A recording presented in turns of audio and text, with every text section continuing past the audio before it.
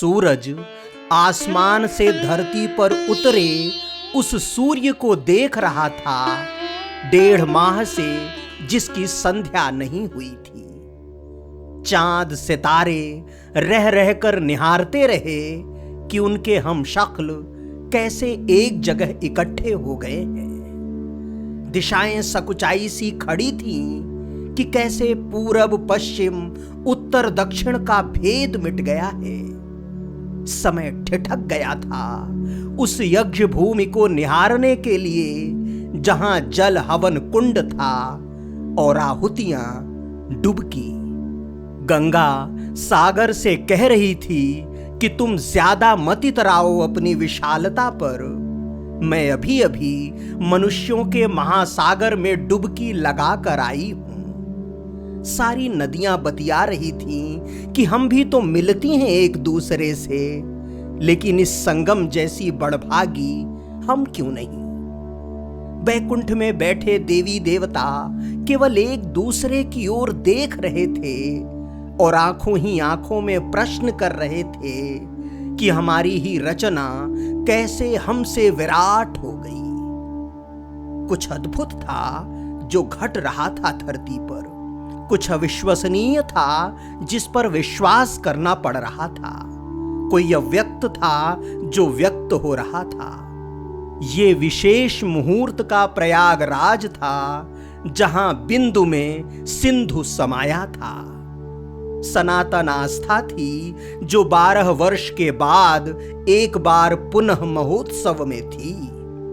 हमारी अस्मिता का गर्व महाकुंभ पर्व था जिसमें सम्मिलित होकर पुलकित था कोटि कोटि जन का विश्वास। तुम पुनि राम राम दिन राती, सादर जपहूं अनंग अराती। तुम पुनि राम। पौष मास की पूर्णिमा से फाल्गुन कृष्ण पक्ष की त्रयोदशी अर्थात महाशिवरात्रि तक प्रयागराज की आभा निराली थी। इन 45 दिनों में मनुष्यों के सर्वाधिक जुटान वाला ये पृथ्वी का इकलौता नगर था। दुनिया का सबसे बड़ा मेला जहां लोगों को लाती तो उनकी धार्मिक मान्यताएं थीं, लेकिन जहां पहुंचकर जाति धर्म रंग आदि की सभी दीवारें भरभरा कर गिर जाती थीं। याद रह जाता मात्र माई गंगा में नहाना और प्रार्थनाओं में छिपाकर लाई गई अर्जी प्रयागराज को सौंप देना। सभी जातियां, सभी मत मतांतर और सभी वर्ग संप्रदाय एक ही घाट पर नहाते थे। एक ही घाट से माई को अंजुरी भर जल देते थे और एक ही घाट से मनोकामनाओं के कुछ दीप प्रवाहित कर देते थे। हवाई जहाज, रेल, बस, कार, मोटर बाइक, साइकिल, पैदल, जो जिस भी साधन से आ सका आया और अपने को धन्य पाया। देवता पुष्पक विमान में बैठकर आए तो संत जन रथ पर सवार होकर, गभुआर बच्चे पिताओं के कंधे पर तो बूढ़े माता पिता बच्चों की उंगली पकड़े हुए। मंत्रों की ध्वनियां और यज्ञों की सुवास ने हवाओं की सवारी की तो करोड़ों जन की आस्था भागीरथी की एक बूंद के भरोसे जाने कहां से यहां तक चली आई। सड़कों पर उतरी जनमेदिनी को देखकर लगता रहा कि इस देश के सारे रास्ते इसी ओर मुड़ आए हैं और बाहर जाने की कोई गली नहीं। 45 दिनों के लिए जैसे ये क्षेत्र सनातन राष्ट्र बन गया हो। एक विरला नक्षत्र, संगम का जल जैसे जल नहीं अमृत था। हर स्नान अमृत स्नान और हर पान अमृत पान था। जैसे गंगा और यमुना के रूप में 2 नदियां दृश्य हैं और सरस्वती अदृश्य, उसी तरह यहां भी मनुष्यों का महासागर तो दृश्य रहा, लेकिन देवी देवताओं की उपस्थिति अदृश्य। सब आए और सब ने अपना अपना हिस्सा लिया और अपना अपना हिस्सा दिया। पौष पूर्णिमा, मकर संक्रांति, मौनी अमावस्या, वसंत पंचमी, माघी पूर्णिमा और महाशिवरात्रि का शाही स्नान तो विशेष था ही। हर स्नान शाही स्नान ही था। संगम से 10 किलोमीटर आगे पीछे मां गंगा का हर घाट संगम घाट हो गया था। महाकुंभ के मंगलाचरण से लेकर पूर्णाहुति तक प्रयागराज आने वालों की संख्या इतनी अधिक थी कि यात्रा के कष्ट निरंतर बढ़ते जा रहे थे, लेकिन सम्मोहन था कि कोई भी पांव थमने को तैयार नहीं था। ऐसा लग रहा था कि अगर ये कुंभ वर्ष भर भी चले तब भी संगम पर श्रद्धालुओं की संख्या कम न होगी। प्रयागराज ने इस दास को 1 माह तक आश्रय दिया। कल्पवास के लिए माई गंगा ने अपना तट दिया। परमात्मा ने भजन और भोजन दिया। मित्रों ने संग दिया, संतों ने सत्संग दिया और वो भव्य और दिव्य दर्शन दिया जो पृथ्वी पर अन्यत्र कहीं भी दुर्लभ है। इस कुंभ में आकर संत किस तरह शाह बनते हैं, राजा बनते हैं, महाराजा बनते हैं, राजाधिराज बनते हैं, चक्रवर्ती बनते हैं, ये शाही सवारी में देखने को मिला। जब से ये महाकुंभ है तब से संतों का ये सम्मान है। संसार को छोड़कर परमात्मा को पाने की राह पर निकले इन संतों के ऊपर इस दिन सारा ऐश्वर्य निछावर रहता है। इन संतों का ये शाही अंदाज देखने के लिए करोड़ों नयन सुबह से शाम तक अपलक रहे। सत्ताओं ने इनके ऊपर पुष्प वर्षा की और सरकारें नतमस्तक रहीं।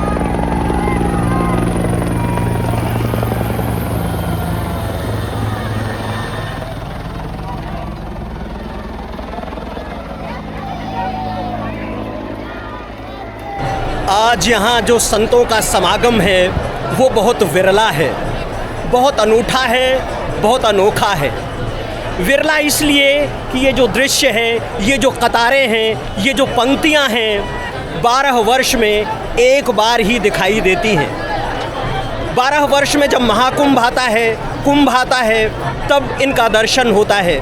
तब ये अखाड़े इस तरह से समूह में निकलते हैं, इस तरह से सज संवर कर पंक्तिबद्ध होकर आगे बढ़ते हैं। संतों ने सत्संग और अस्थायी निवास के लिए जिन पांडालों का निर्माण किया वो भी किसी राजमहल से कम नहीं थे। कहीं किले और कोठियों की प्रतिकृतियां थीं तो कहीं मंदिरों का भव्य स्वरूप। इस विशाल महादेश के दूरस्थ हिस्सों में स्थित जिन मंदिरों में श्रद्धालु दर्शन के लिए नहीं जा पाते, इस महाकुंभ में उन्होंने उन मंदिरों के दर्शन किए जैसे मंदिर स्वयं दर्शन देने के लिए यहां आए थे।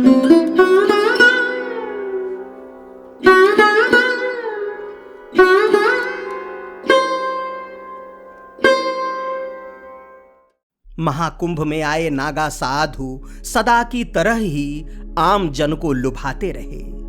निर्वस्त्र शरीर पर भभूत की एक परत और पांव तक लटकती जटाएं देखकर लगता जैसे ये किसी रहस्य लोक के वासी हों। सेक्टर 20 में जहां उन्होंने धूनी रमाई थी, वहां पहुंचकर हर कोई उनका आशीर्वाद लेना चाहता था। यही कारण था कि झूंसी क्षेत्र में स्थित रेलवे पुल के नीचे का ये स्थान सर्वाधिक भीड़ भाड़ वाला रहता। मैं जब जब इन दिगंबरी सन्यासियों को देखता हूं तब तब सोचता हूं कि आखिर वस्त्र कैसे गिरते चले जाते हैं शरीर से। संसार में रहते हुए भी कैसे एक दिन संसार छूट जाता है।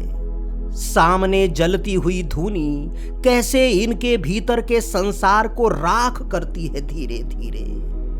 बाहर से देखने पर ये कई बार डरावने लगते हैं, लेकिन जब इनके पास बैठिए, इनसे बतियाइए तो ये बहुत अपने से मालूम होते हैं। अपने ही तो थे जो सपनों के किसी और छोर पर जा बैठे हैं। ये मेरी तीसरी बार की जटा है महाराज जी। जी हाँ जी, 8 फुट जटा है मेरी इस समय में। 8 फुट लंबी जी है 8 फुट लंबी जटा है। जी। इसको संभालते कैसे हैं महाराज जी? संभालते हैं इसको, बहुत प्रिय है ये, क्योंकि सर का ताज है, ये गुरु महाराज जी का ताज है जी। आज। साधु संतों के अखाड़ों की तरह ही महाकुंभ के लिए बनाए गए 30 पीपा पुलों ने भी इस अकिंचन को बहुत लुभाया। माई गंगा का सर्वाधिक सानिध्य अगर किसी को मिला तो इन्हीं पुलों को मिला। महाकुंभ के पहले ही ये मैया के आंचल में लेट गए और महाकुंभ की पूर्णाहुति के बाद इनकी विदाई होगी। इन्होंने ही इस सनातन पर्व का सत्कार किया और यही विदाई की राम राम कहेंगे। इन्हीं पर चलते हुए कई कई सूर्योदय देखे, इन्हीं पर चलते हुए संध्याओं के दर्शन किए, इन्हीं पर ठहरकर गंगा का बहाव देखा तो इन्हीं की सवारी करते गंगा के बीच में बनते हुए रेत के टीले भी, इन्हीं पर अमावस्या का जन सैलाब देखा तो इन्हीं पर पूर्णिमा का जन महोत्सव भी, इन्हीं पर माघ मास का कल्पवास देखा तो इन्हीं पर वसंत को मदनोत्सव करते हुए।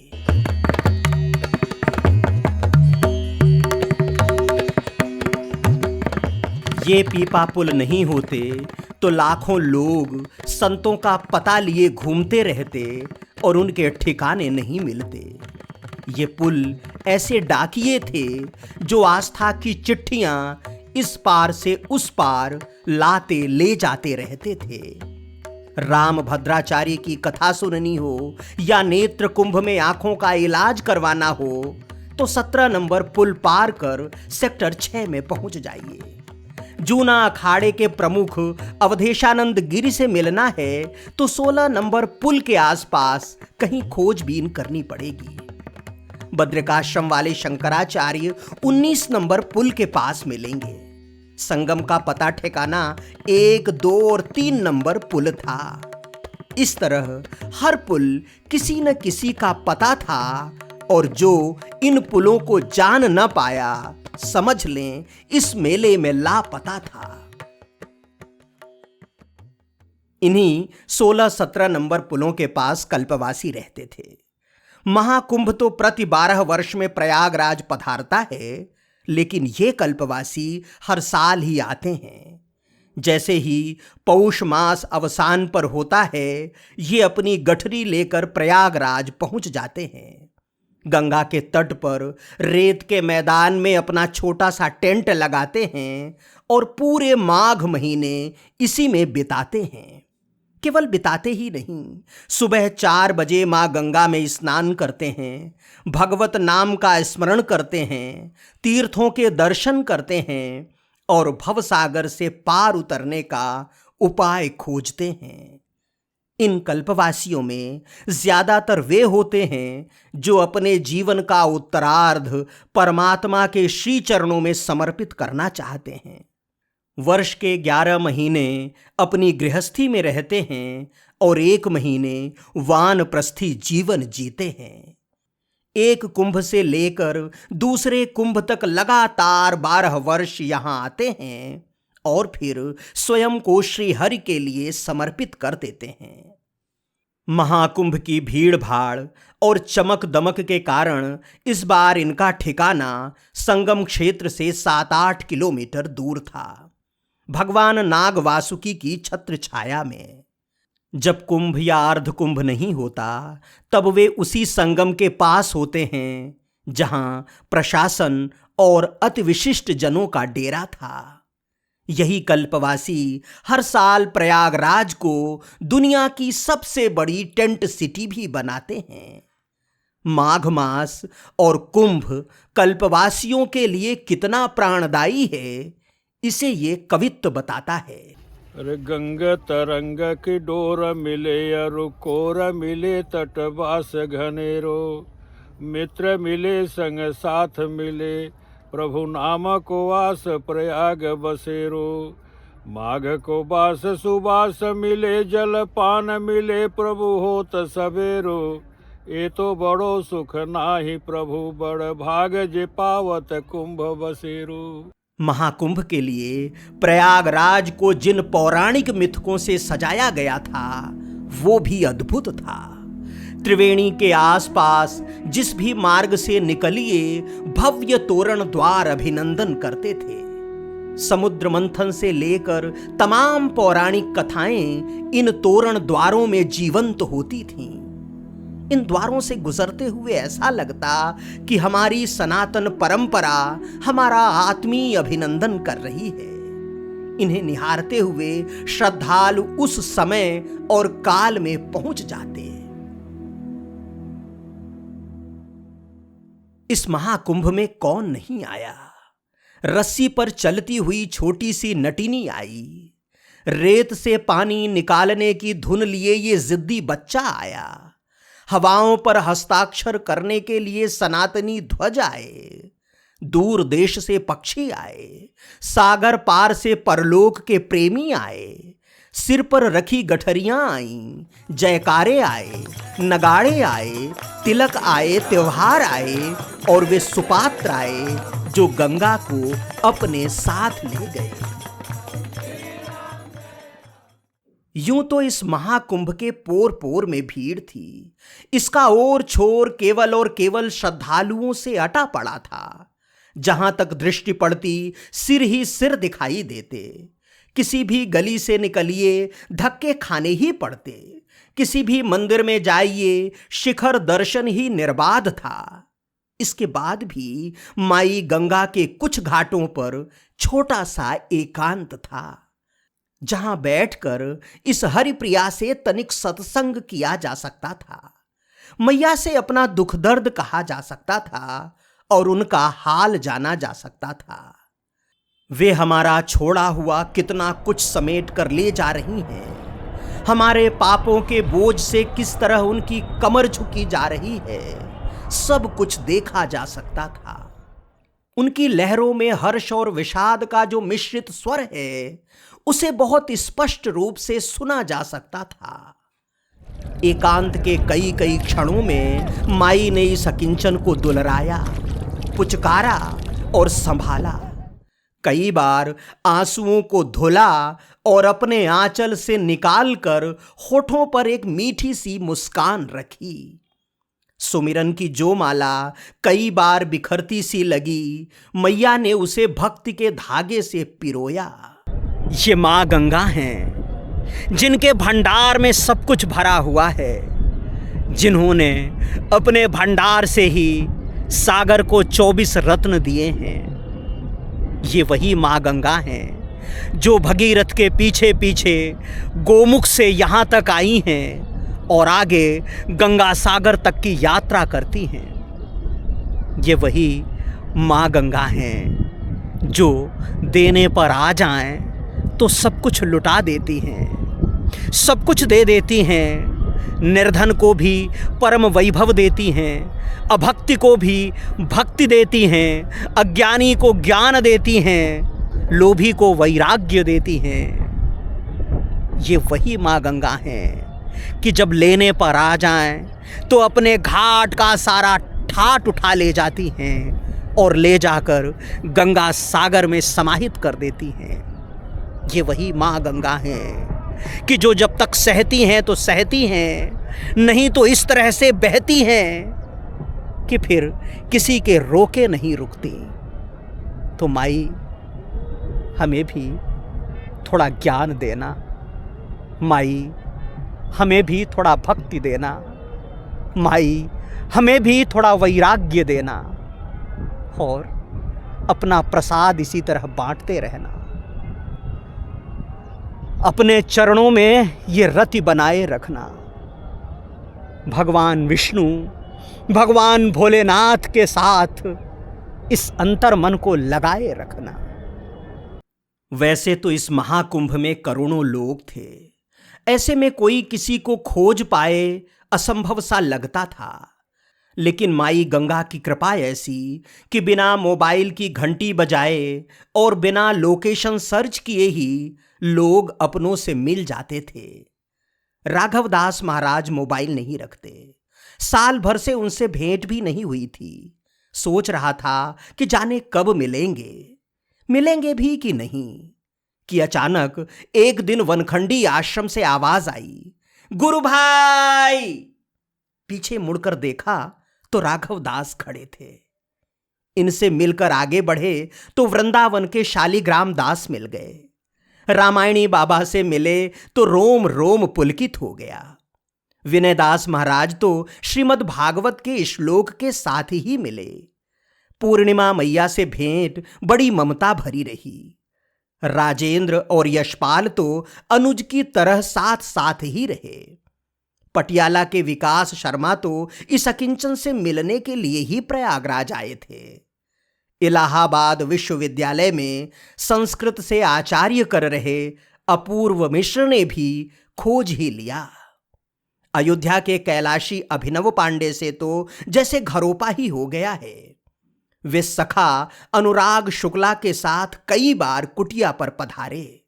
संतों और महंतों के साथ भी आए।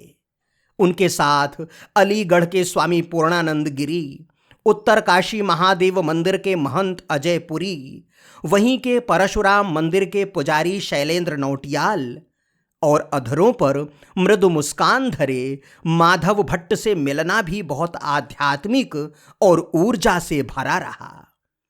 मुंबई के डॉक्टर सुनील महाजन ने तो भावुक कर दिया। मैं 5 नंबर सेक्टर में घूम रहा था कि वे दौड़ते हुए आए और कहने लगे कि चलकर मेरी क्लिनिक देख लीजिए, जहां मैं कुंभ में आने वालों की दवा सेवा करता हूं। जाकर बैठा ही था कि मेरे पैरों में खड़ाऊ पहनाने लगे। कहने लगे कि मैं इसे मुंबई से आपके लिए ही लेकर आया था और ईश्वर पर भरोसा था कि आप मुझे अवश्य मिलेंगे। इस प्रेम को भला क्या नाम दें?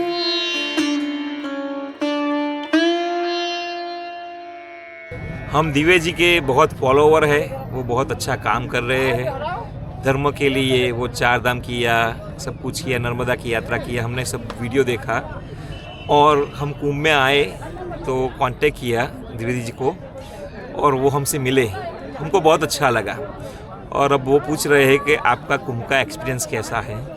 तो हम बताना चाहेंगे थोड़ा कि क्या है कुंभ। कुंभ एक ऐसा पर्व है कि जब आप इधर आओ तभी कुछ महसूस कर सकते हो।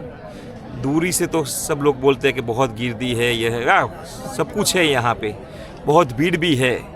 बट पर्व भी ऐसा है कि कुंभ सब लोग श्रद्धा रख के स्नान करते हैं, मोक्ष की आशा रखते हैं और मोक्ष भी पा लेते हैं।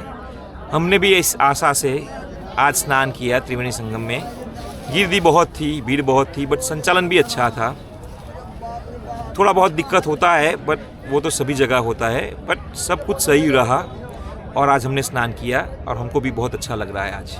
इस महाकुंभ के माथे पर मौनी अमावस्या की भगदड़ का एक काला टीका अवश्य लगा, लेकिन आस्था की उजास कहीं अधिक उजली रही।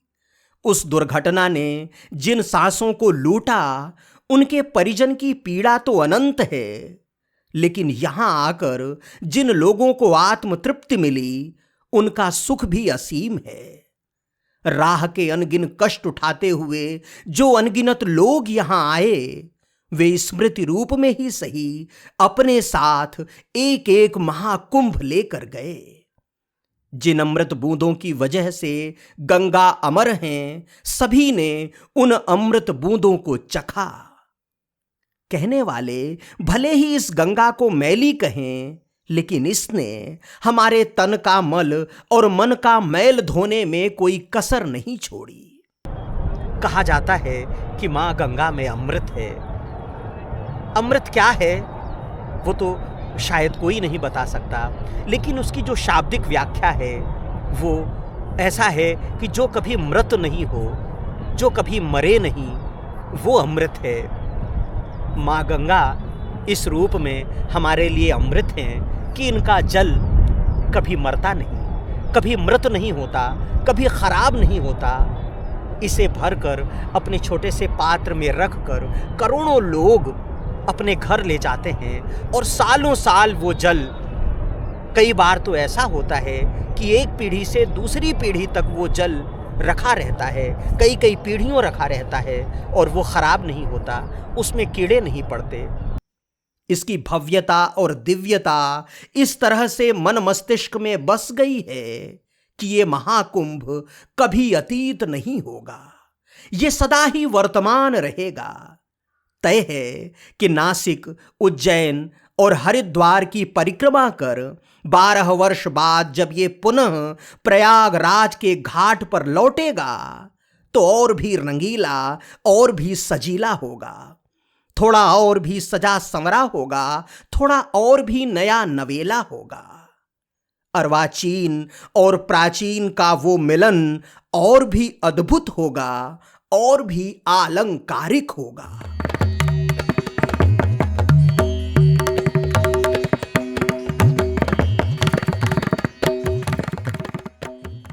महाकुंभ की ये यात्रा यहीं संपूर्ण होती है। शीघ्र ही भेंट होगी फिर किसी नए तीर्थ में, फिर किसी नए घाट पर।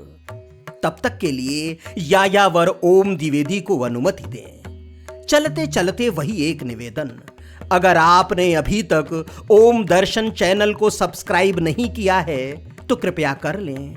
अगर आप चाहते हैं कि हमारा ये सनातन धन जन जन तक पहुंचे तो परिचितों और मित्रों के साथ साझा करें। हमने अपने हिस्से का काम किया, आपका काम आपको करना है। हमारी भक्ति को अपनी शक्ति दें। हर हर गंगे, हर हर शंभो, सीताराम, नर्मदे हर।